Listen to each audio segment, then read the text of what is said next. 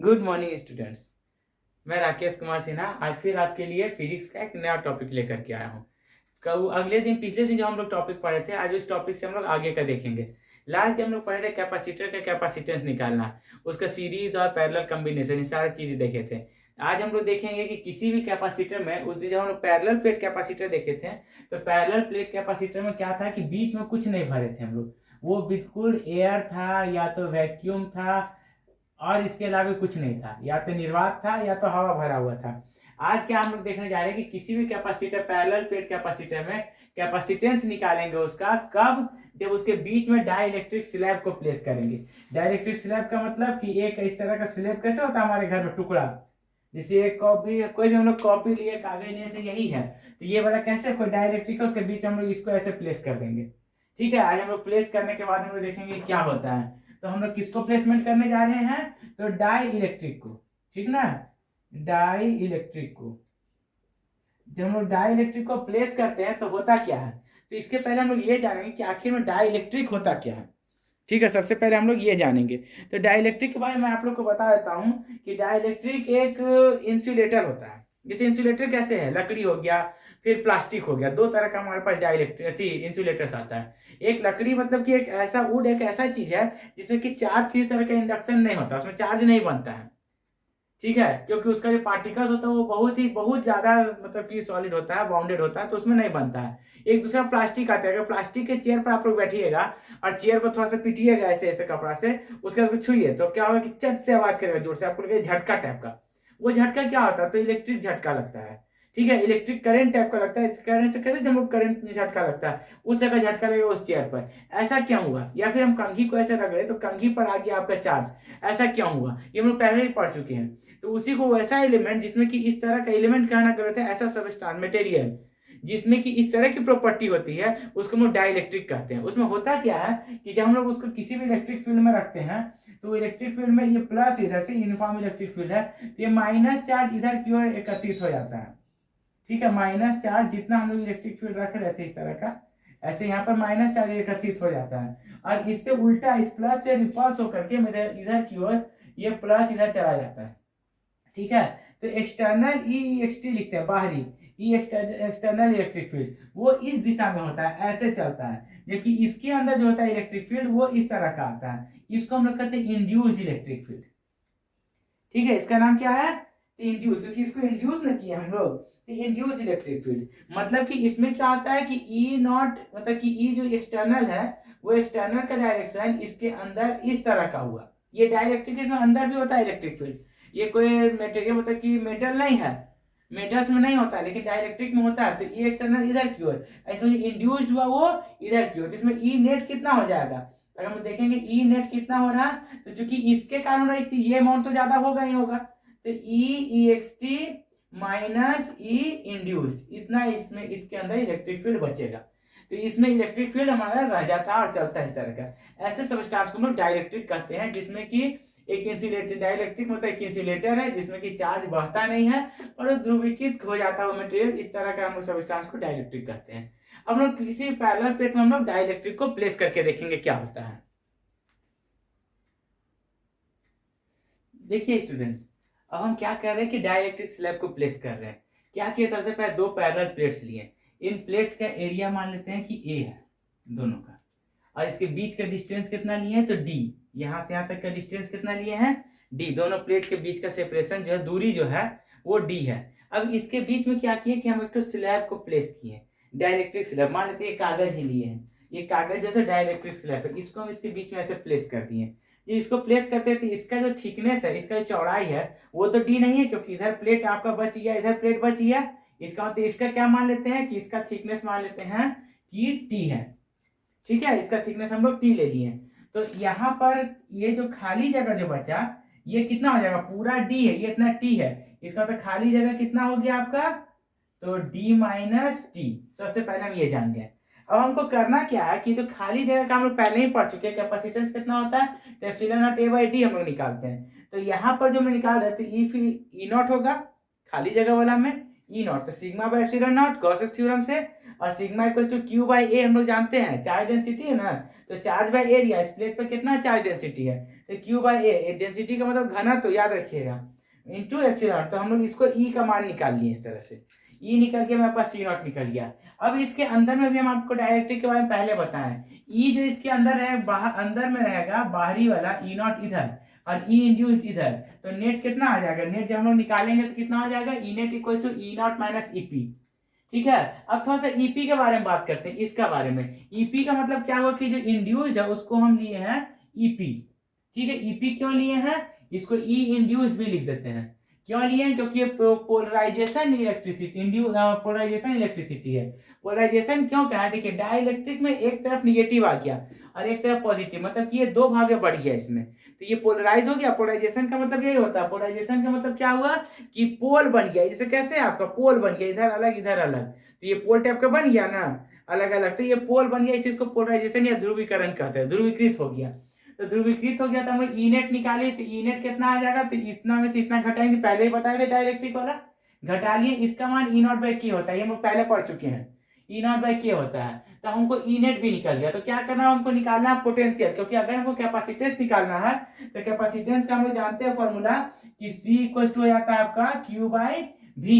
तो Q हमको Q तो मालूम है, पहले क्या करना है, V निकालना है। तो V का अगर हम बात करते हैं तो इतना दूर का अलग V लेते हैं, कितना, तो E naught D T, E V equal to जानते हैं फॉर्मूला पढ़े हुए हम लोग, ई डी होता है फॉर्मूला V इक्वल टू, तो D का मतलब सेपरेशन, तो E naught D minus T, और इसका हो जाएगा अंदर में जितना दूर का होगा तो उसका ई नेट लिए, तो ई नेट इंटू टी।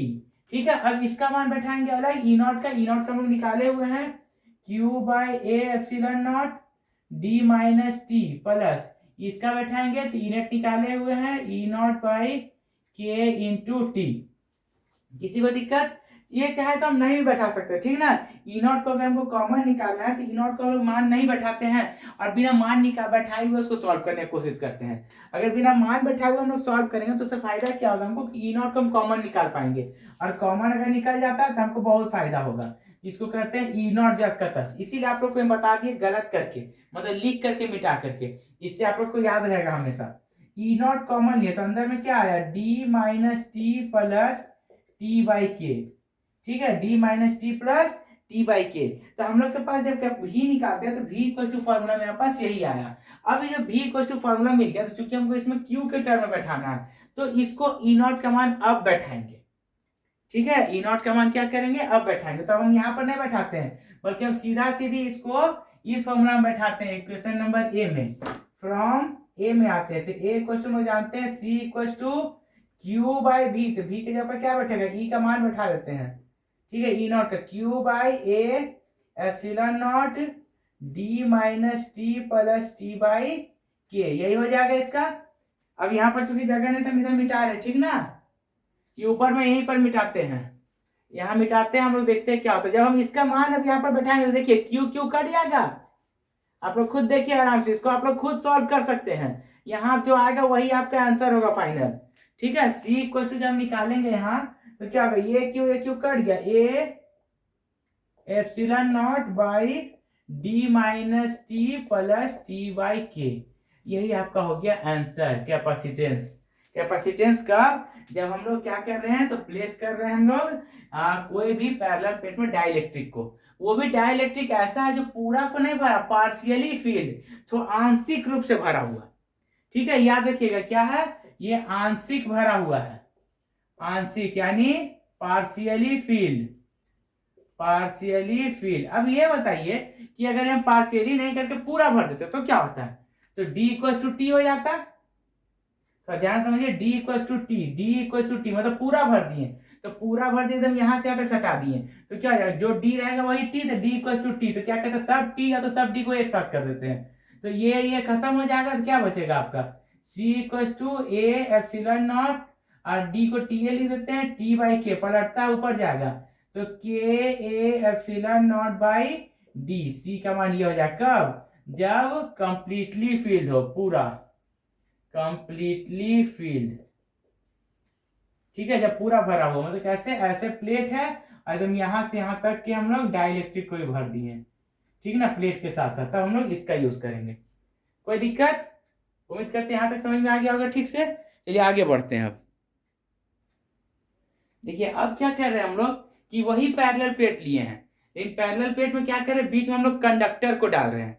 अब कंडक्टर को डालने से होता क्या है कि कंडक्टर के अंदर हम लोग जानते हैं कि इलेक्ट्रिक फील्ड 0 होता है, चाहे इसमें हम जो भी चीज लगाए कंडक्टर के अंदर जो इलेक्ट्रिक फील्ड होगा वो 0 होगा। इसका मतलब कि अगर थिकनेस टी है, आई डी है, तो आपको जो मान निकालना है वो सिर्फ इतना ही दूर का निकालना है।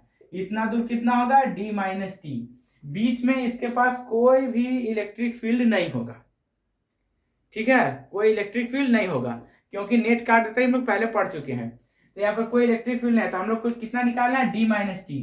तो डी माइनस टी क्या हुआ, हमारे पास हम निकाले हुए अगर पहले से, हम डायरेक्ट क्या फॉर्मूला यूज कर रहे हैं, C equal to Q by भी। अब भी की जगह पर क्या यूज करेंगे, तो ई डी, ई कौन वाला, तो बाहर वाला, तो क्यू, और ई नॉट की जगह पर हम लोग क्या यूज करते हैं, शुरू से जो यूज किए हैं आपका भी नहीं यूज किए थे, हाँ भी का ई नॉट डी, तो ई नॉट का हम ई नॉटे रखेंगे इसमें, लेकिन अंतर क्या हो जाएगा कि ई डी में ई नॉट हो जाएगा, और ई नॉट के साथ जो आप लोग थोड़ा सा और समझिए इसको, देखिए इसमें क्या बोले समझने के लिए कि ई नॉट इक्वल टू, जानते हैं सिग्मा बाय एप्सिलॉन नॉट, और सिग्मा का क्यू बाय एप्सिलॉन नॉट, तो इस ई नॉट के हम उसको भरते हैं Q by A epsilon naught D, और ये डी कितना है, तो डी माइनस टी, ये क्यू क्यू कैंसिल हो गया, तो क्या आ गया, epsilon naught A by D minus T. यही आपका हो गया जब कंडक्टर को प्लेस करेंगे तब का।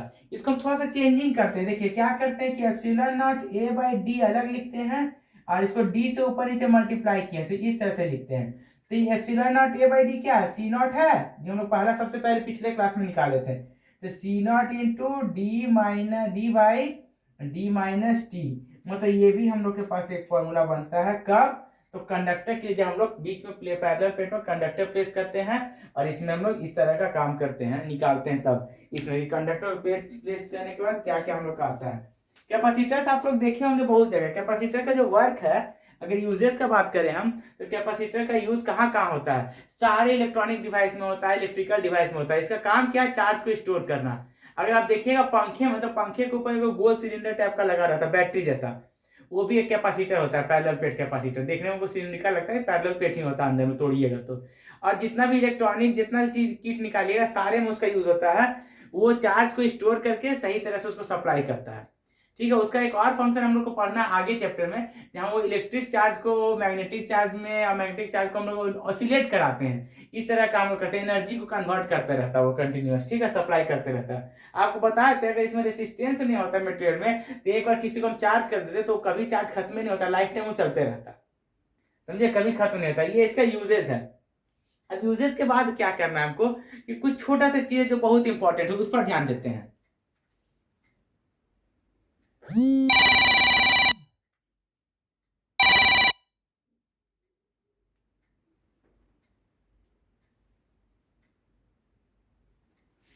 देखिए स्टूडेंट्स, अब हम आगे इस चैप्टर का लास्ट टॉपिक देखने जा रहे हैं, इसके बाद ये चैप्टर खत्म हो जाएगा। इसमें क्या है कि कोई पैरेलल प्लेट कैपेसिटर जब हम लेते हैं, तो उससे पहले हम लोग क्या करते हैं, उसमें डाइलेक्ट्रिक को प्लेस किए। डाइलेक्ट्रिक को प्लेस करने के बाद उसको बैटरी एक बार लगा करके चार्ज करके हटा दिए, और एक बार बैटरी को लगे रहने दे दिए, ठीक है, कंटिन्यू। अब जब बैटरी को पहले चार्ज करके उसको कैपेसिटर को चार्ज करके बैटरी हटा दिए, तब क्या क्या चेंजिंग होता है। इस हमारे पास 5 चीज है, charge, electric field, potential, electric potential, capacitance और इलेक्ट्रिक एनर्जी। इलेक्ट्रिक कैपेसिटर में कितना एनर्जी स्टोर्ड एनर्जी, और ये पांचों चीज में क्या क्या परिवर्तन होता है। सबसे पहले बैटरी डिस्कनेक्ट जब कर देते हैं तो उसमें चार्ज तो सप्लाई नहीं होगा, जो चार्ज उसमें चला गया अब तो सप्लाई नहीं होगा, अब जो रहेगा वही बचा रह जाएगा उसमें, तो चार्ज कांस्टेंट हो जाएगा। अब चार्ज कांस्टेंट हो गया तो इलेक्ट्रिक फील्ड में क्या होगा, अब वो काम तो कर रहा है कंटिन्यू, तो काम करे, इसके मतलब इलेक्ट्रिक फील्ड डाइलेक्ट्रिक को जैसे ही हम प्लेस करते हैं, वो के टाइम्स उसको कम कर देता है, 1/k टाइम्स, ठीक ना, वो 1/k टाइम्स हो जाता है, तो ये डिक्रीज कर जाता है। और अगर इलेक्ट्रिक फील्ड डिक्रीज कर रहा है तो पोटेंशियल भी डिक्रीज करेगा, ठीक है। इलेक्ट्रिक फील्ड डिक्रीज किया तो पोटेंशियल, क्योंकि डायरेक्टली प्रोपोर्शनल, वो भी उतना ही 1/k, मतलब k टाइम्स, 1/k टाइम्स ये खत्म हो जाएगा। सी हमेशा बढ़ता है, बैटरी कनेक्ट करके रखें या नहीं करके, डाइलेक्ट्रिक को प्लेस करने के बाद क्या होता है कि उसमें वो आसपास का पड़ोस का कम कर देता है फील्ड, इसका मतलब उसके पास और एनर्जी स्टोर करने की कैपेसिटी बढ़ जाता है। इसे सी इस केस में ही बढ़ता है और इस केस में बढ़ता है, याद रखिएगा। और इलेक्ट्रिक एनर्जी जो इसमें स्टोर था कैपेसिटर में, वो एनर्जी घट जाता है इसमें जब हम लोग डिस्कनेक्ट कर देते हैं बैटरी को। तो जब बैटरी कंटिन्यूअस कनेक्टेड रहता है, इसमें कंटिन्यूअस कनेक्टेड रहता है तो चार्ज तो कंटिन्यूअस सप्लाई होते रहता है, और चार्ज जब कंटिन्यूअस सप्लाई होता है तो क्या होता है, चार्ज इंक्रीज कर जाता है। उसका चार्ज इंक्रीज कर गया, लेकिन इलेक्ट्रिक फील्ड और पोटेंशियल इसमें कोई चेंजिंग नहीं होगा, पोटेंशियल कांस्टेंट रहेगा, क्योंकि इसमें तो गिर रहा था, इसमें वो बना हुआ है, बैटरी लगा हुआ, तो बैटरी पोटेंशियल को मेंटेन करके रखता है, इससे पोटेंशियल में कोई चेंजिंग नहीं होगा। और पोटेंशियल में चेंजिंग नहीं हुआ, इससे इलेक्ट्रिक फील्ड में भी कोई चेंजिंग नहीं होगा, दोनों कांस्टेंट रहेगा। ठीक है, कैपेसिटेंस हम बता दिए दोनों ही केस में बढ़ता है, तो कैपेसिटेंस अभी भी बढ़ेगा।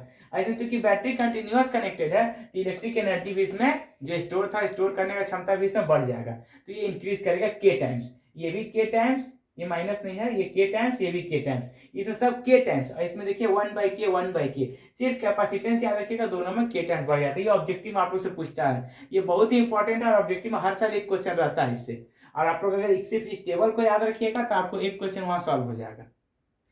ठीक है, चलिए, आप उम्मीद करते हैं कि आपको ये चैप्टर बहुत अच्छा लगा होगा, समझ में आया होगा। हम आज इस क्लास को यहीं एंड करेंगे, और इस चैप्टर को पूरा बढ़िया से कर लीजिएगा। अब अगले दिन हम लोग नए चैप्टर के साथ मिलेंगे, करंट इलेक्ट्रिसिटी में।